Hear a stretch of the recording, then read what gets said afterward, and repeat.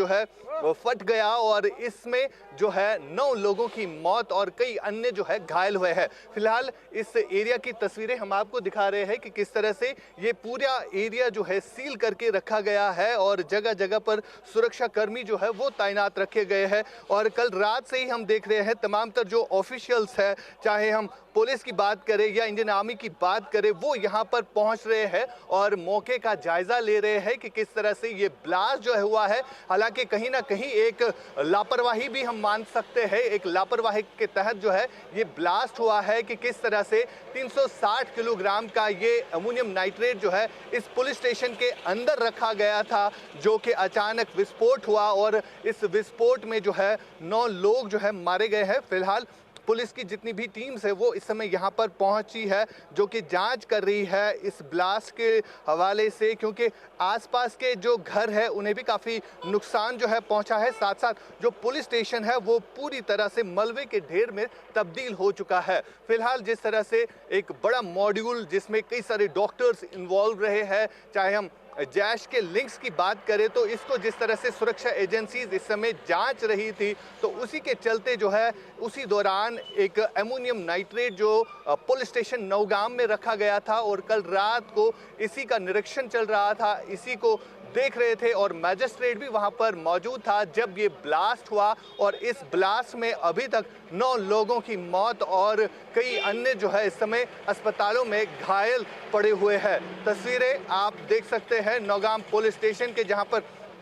Police के तमाम तर जितने भी ऑफिसर्स हैं वो इस समय मौजूद है। और देखने वाली बात यह है कि सबसे बड़ी जो चूक है वो यहाँ पर देखी गई है और कहीं ना कहीं इस चूक के ऊपर जो है अब कई सारे सवाल जो है वो खड़े हो रहे हैं। तस्वीरें हम आपको ग्राउंड जीरो से दिखा रहे हैं कि किस तरह से पुलिस के तमाम जितने भी ऑफिशियल्स हैं वो इस समय इस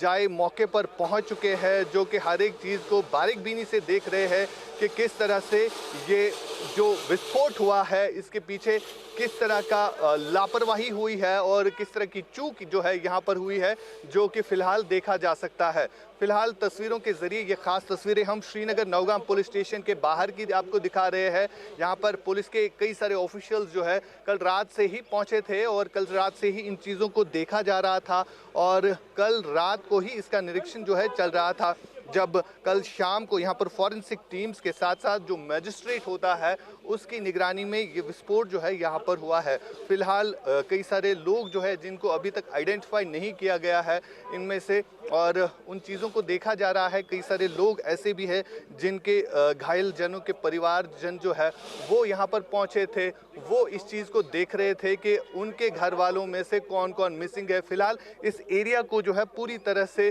खाली कर दिया गया है, क्योंकि एक रेजिडेंशियल एरिया है जहां पर ये विस्फोट हुआ है और इस विस्फोट में फिलहाल 9 लोग जो है वो मारे गए हैं और साथ ही साथ अगर हम बात करें लगभग 29 से ज़्यादा जो घायल है, जिनमें से ज़्यादातर पुलिसकर्मी शामिल है, वो जो है इस समय अलग अलग अस्पतालों में उनका इलाज जो है चल रहा है। फिलहाल ग्राउंड जीरो से हम आपको तस्वीरें दिखा रहे हैं कि तमाम तर जितनी भी, चाहे पुलिस कर्मियों की बात करें, चाहे आर्मी की बात करें, यानी जितनी भी सुरक्षा एजेंसीज है वो इस समय जो है इस समय ग्राउंड जीरो पर पहुंच चुकी है और लगातार इस चीज़ को देखने की कोशिश जो है की जा रही है। फिरोज वानी के साथ श्रीनगर नौगाम पुलिस स्टेशन से आशिक मीर। तो आशिक, हमारे सहयोगी की रिपोर्ट आपने देखी। आशिक, हमारे सहयोगी हमारे साथ लाइव भी जुड़ गए हैं। आशिक, क्या कुछ फिलहाल वहां पर चल रहा है? प्रेस कॉन्फ्रेंस हमने अपने दर्शकों को दिखाई, जिस तरीके से वहां पर ये पूरा दुर्भाग्यपूर्ण हादसा देखने को मिला और घायलों से मुलाकात करने के लिए गृह मंत्री अमित शाह भी पहुंच सकते हैं। देखिए हर्षा, बिल्कुल जिस तरह से पूरे एरिया की अगर हम बात करें, इसको सैनिटाइज करने के लिए सुरक्षा एजेंसीज की टीम जो है अंदर पुलिस स्टेशन के भीतर चली गई है और हर एक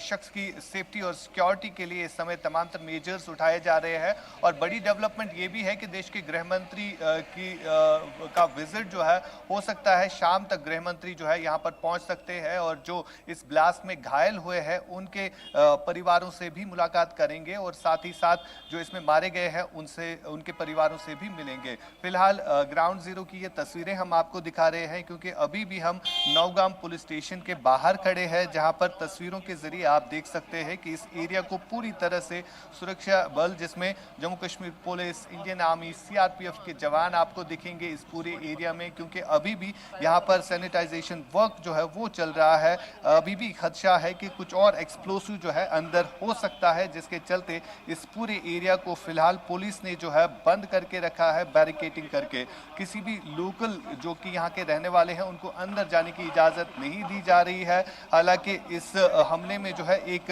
टेलर, एक दर्जी की मौत भी हुई है जब ये अटैक हुआ है, और कहीं ना कहीं जब ये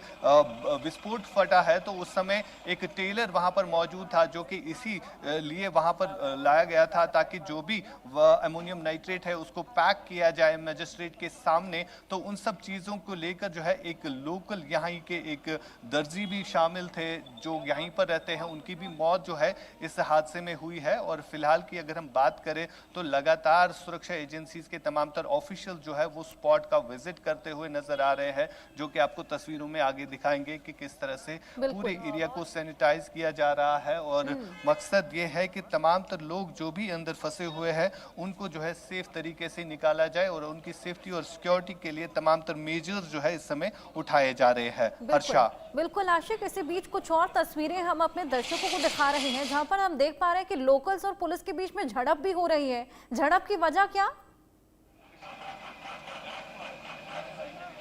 देखिए, बिल्कुल यहाँ पर जिस तरह से एक लोकल व्यक्ति की मौत हुई है तो वो उसके परिवारजन जो है अंदर जाने की कोशिश कर रहे थे, जिसे पुलिस ने रोका। और वजह यही थी कि अंदर अभी पूरी तरह से जो